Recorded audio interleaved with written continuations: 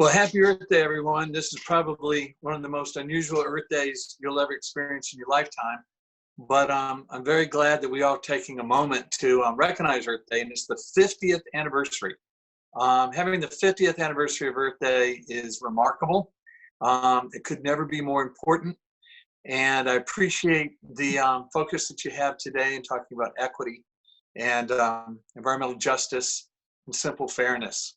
We definitely see with this virus, COVID-19, that very often things that are presumed to be experienced by the whole planet is disproportionately experienced by those that have the least resources or have had a history of injustice and lack of equity.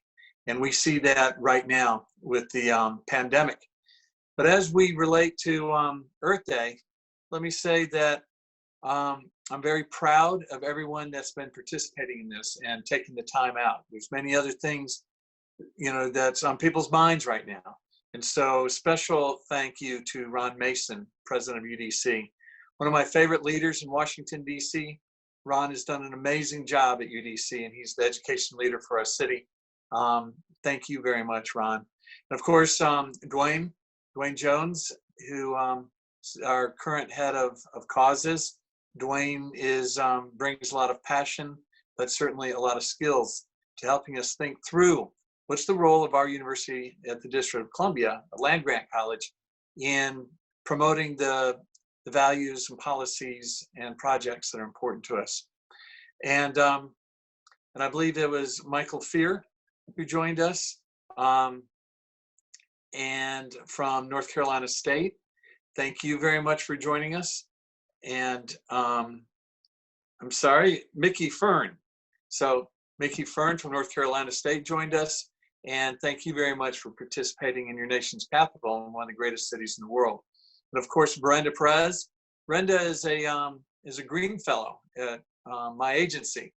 And she is a student, of course, at UDC, but someone who really is a future leader in working in the areas that are important to me and important to our city. And of course, Kelly Crawford. Kelly is one of our leaders at DOEE, and Kelly's doing a great job and very proud of her work as well. So here on the 50th anniversary, some of the things to look back about what we've accomplished. In Washington, D.C., when I was on the city council, 10 years ago, I passed a bill, the bag bill, the single-use disposable plastic bag fee that says you have to pay nickel whether you get a bag in order to get a bag. Now it applies to paper bags as well. Didn't want to have the argument of which is worse, paper or plastic, but we certainly knew that plastic bags are a problem in the Anacostia River, and it had a disproportional impact on the trash that we have in the river. So it's been 10 years. We're proud of that bill, and the reduction of plastic bags we find in the environment in the river now is plummeted by almost 70%. We also have a ban on styrofoam now. That was the other problem that we had in the river and in our waterways. We've got a lot more to do. I mean, we certainly need to address more around plastics. We have more to do around disposable containers, plastic containers that, water bottles, soda bottles, that sort of thing. That's really the next step of what we're going to need to do as a country to get this trash out of our waterways and out of our oceans as well.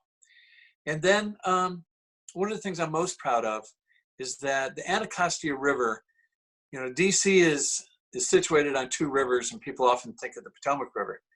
And the Anacostia River has always been thought of secondarily. Well, that's true in our cleanup policies as well. Potomac River's had substantial cleanup, substantial efforts dating back to Lyndon Johnson to reclaim that river, but the Anacostia River was left behind.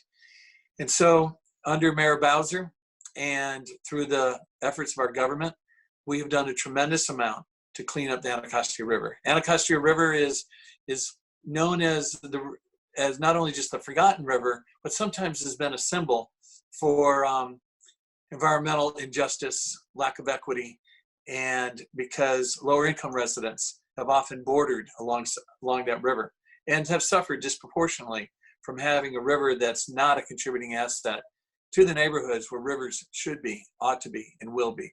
Anacostia River has quickly become a contributing asset. We hope that you'll be able to swim in the Anacostia River and fish and eat the fish that you catch off the river in 2025. That's just a short 5 years from now.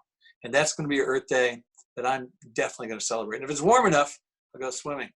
So that's a lot of what we've done to accomplish, and now we have to look forward. One of the greatest challenges we have, and one of the greatest challenges we're going to need you and your leadership and your careers to help us really fix, restore, is our planet with climate change. Climate change is the greatest existential threat to our planet right now. We use more resources than the planet produces every year. We're using fossil fuels. We're creating a greenhouse effect that warms the surface of the earth. That again, with the flooding, extreme heat, has a disproportionate effect on lower income people, people with less resources, people across the planet that do not have the resources to either move or protect themselves from the deleterious effects of climate change. So the mayor, under the leadership of Mayor Muriel Bowser, she has set a goal that by 2032, that's just a few years from now, 2032, that we'll cut the usage of carbon fossil fuels that the city uses in half by 50%. And then by 2050, our city will be carbon neutral. We've taken a pledge with cities all across the world. Regardless of what the federal government does, our cities can be responsible. Our cities can step up and meet the goals from the Paris Agreement. And we will, and the mayor's made that commitment to do it. So we will be, and we're on track to be carbon neutral by 2050. So your nation's capital, Washington, D.C., the first LEED Platinum city in the world. We're doing our part. We're leading the nation. We're trying to contribute to help other cities across the globe, other countries, but also to be responsible and accountable for who we are as a civilization. So we've got work to do. We've made progress. Earth Day is the day that we not only celebrate the earth, we celebrate our progress, and we put down the marker of what we have to do next.